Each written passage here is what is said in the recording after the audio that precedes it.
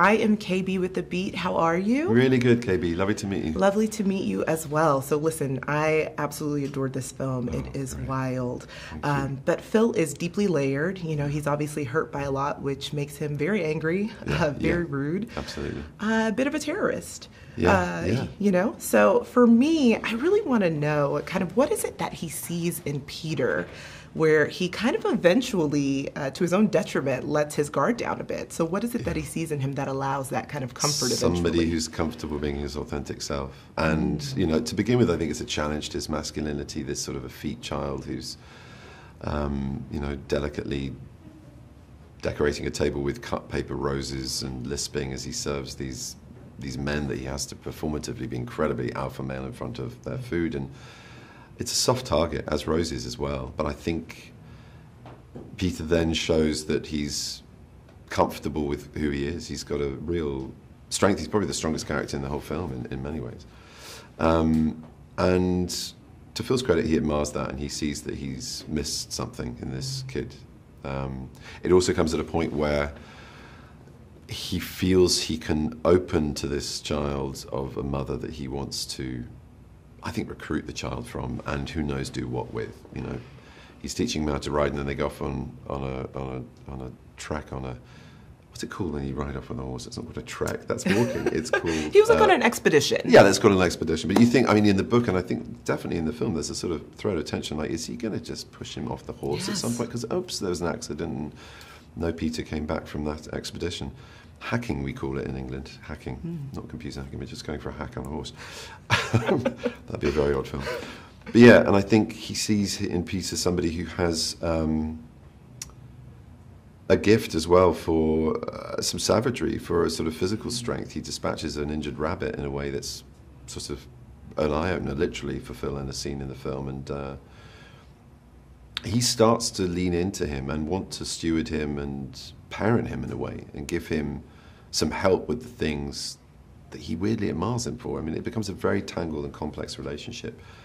And I think it certainly starts to echo his mentorship under Bronco Henry, and he feels that kind of feeling for Peter by the end of the movie. Yeah, I'm really glad that you brought up Bronco Henry, because there's so much that's left unsaid about kind of the dynamic that Bronco Henry has with Phil, and how maybe Phil kind of internalizes that relationship and puts some of that onto his relationship with Peter. You say it better than I could ever say it, but yeah. So I'm thinking, you know, how much of that did you have to personally just kind of pull out of thin air, because it wasn't necessarily written in the script, in terms of like very much in the book, I think, and it's very much in the dynamic shift in this tight quartet psychodrama. It felt like a very, almost that as a character's self-revelation, that he, in telling Peter about Bronco's becoming his Bronco, and that shift was important for us to have our own trajectories on, for reasons that I won't go into, because people are hopefully going to see the movie.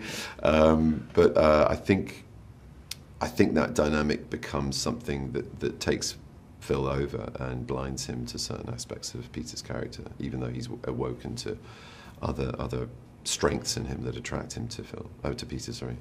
And I think finding it was very much in discussion with Jane, and the beauty of how she shoots is that I insisted on cutting some of the lines, and I felt they were a bit on the nose in the scene near the end, and I think her great strength as a filmmaker, and what's now come out of that scene in particular, is the ability to just let the camera be, let us contain our truths and our stories, and just see the dance, and for the audience to work out who's leading who.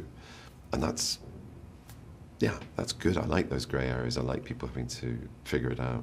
Yeah, it's absolutely brilliant. I mean, I definitely have to watch more times, because I feel like there's so many subtle things that each of you are doing just with your eyes alone, and leaving things unsaid that I didn't really pick up on until we get to the end. So absolutely adore I have the same experience too, because obviously as being in it, you and I was very focused on my singular subjective journey through Phil's story, and you know, as you know, seeing the film, it's four people's journey, and he's so blind to so much of it. So to see that it's still a revelation for me, to watch Rose's descent, to see Brother George's drift away from Phil's celebration of the past into a future of happiness and marriage and contentment, and see what that does to him on that hilltop scene, a heartbreaking moment where he's in tears dancing because he doesn't feel alone, because he has someone loving him like Rose.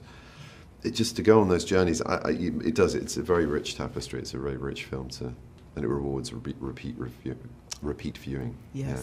absolutely. Well, thank you so much for chatting with The Beat. I really appreciate it. You're welcome. Thank you.